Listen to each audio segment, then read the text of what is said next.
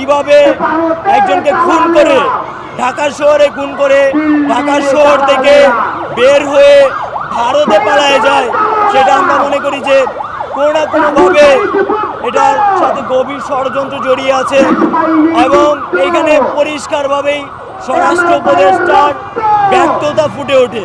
আমরা এমন কোন স্বরাষ্ট্র উপদেষ্টা চাই না যে জনগণের নিরাপত্তা নিশ্চিত করতে ব্যর্থ। এই দেশে গণতন্ত্র ছিল না, কোনো নির্বাচন ছিল না, যে হাসিনা হচ্ছে নিজের জোরে ক্ষমতা বলে সে সবসময় ভোট চুরি করে নির্বাচিত হয়েছে। তো সেই জায়গা থেকে আমরা একটা সুন্দর এবং সুষ্ঠু নির্বাচন চাই, কিন্তু আমরা দেখেছি নির্বাচনের তফসিলের পরপরই হচ্ছে আমাদের সহযোদ্ধা হাদি ভাইকে গুলি করা হয়েছে এবং এটাকে আমরা গভীর ষড়যন্ত্র হিসেবেই দেখি।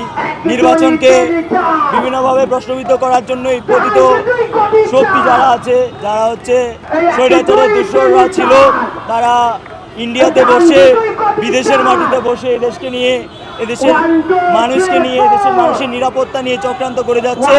তো সেই জায়গা থেকে আমরা দেখেছি যে আমাদের সহযোদ্ধা হাদি ভাইকে গুলি করা হয়েছে এবং গুলি করে যে গুলি করেছে তাকে এখন পর্যন্ত গ্রেপ্তার করতে পারে নাই।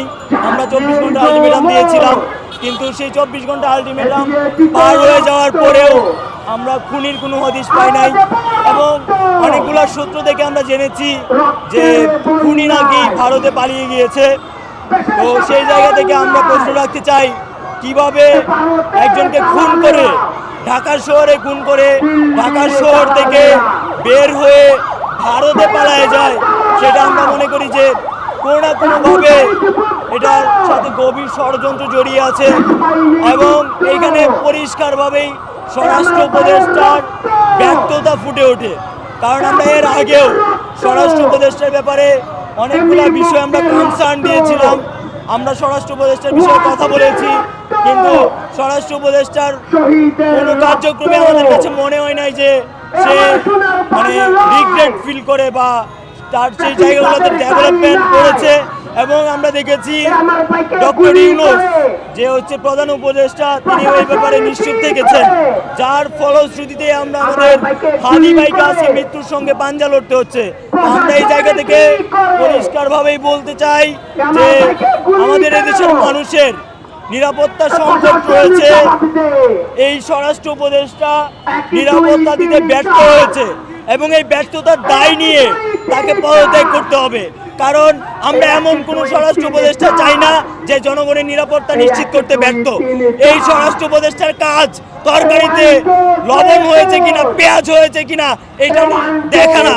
স্বরাষ্ট্র উপদেষ্টার কাজ দেশের মানুষের নিরাপত্তা নিশ্চিত করা, আমাদের হাদি ভাইদের মতো যারা বিপ্লবী রয়েছে প্রত্যেকের নিরাপত্তা নিশ্চিত করা, সন্ত্রাসীদের গ্রেপ্তার করা।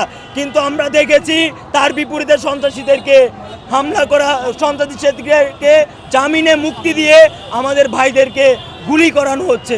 তো আমরা অবিলম্বে স্বরাষ্ট্র উপদেষ্টার পদত্যাগ চাই, আমরা জনদুর্ভোগ চাই না। তাই আমরা রাষ্ট্রের কাছে বলতে চাই, আপনার যত দ্রুত সম্ভব এটার বিরুদ্ধে ব্যবস্থা নেন, আমাদের দাবি মেনে নেন, আমরা রাস্তা ছেড়ে দিব। দেশে দেশে সবার সাথে দ্য নিউজ।